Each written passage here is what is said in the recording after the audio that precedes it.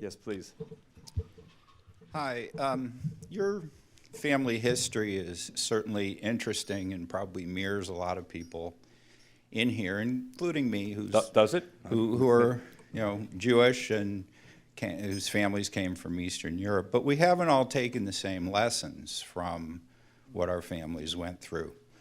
You had an organization that supports both the anti-democratic and the unconstitutional, by every court that's ever heard them, anti-BDS laws in the states.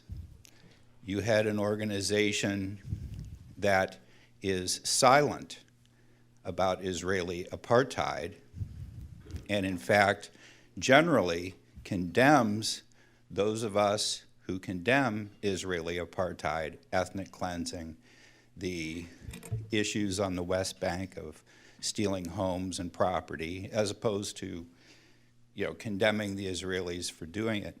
My question is, though, do you believe that Palestinians are human beings who are entitled to all of the rights that are afforded all human beings under international protocols, including the right to resist occupation as defined in the Fourth Geneva Convention?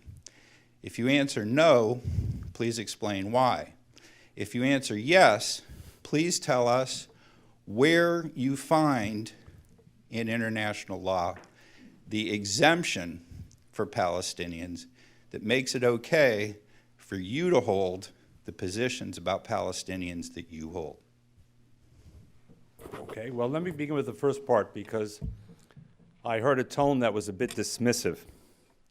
So let me ask the people in this room, how many of you are the children of, not the grandchildren or great-grandchildren or neighbors of, how many of you are children of two Holocaust survivors? Two. I guess it's not the whole room to begin with. How many of you have members of your immediate family, spouses, who are refugees from an Arab country?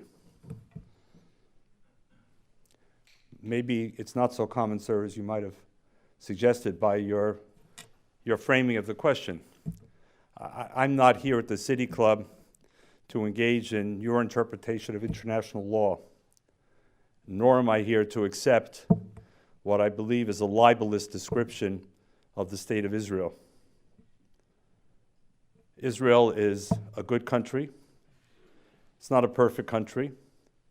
I'm not here to argue that it is a perfect country, but it has a right to exist. It has a right to defend itself. And when you ask the question whether Palestinians do or do not have human rights, the answer is obvious. Of course they do, except for one, the right to deny me my human rights.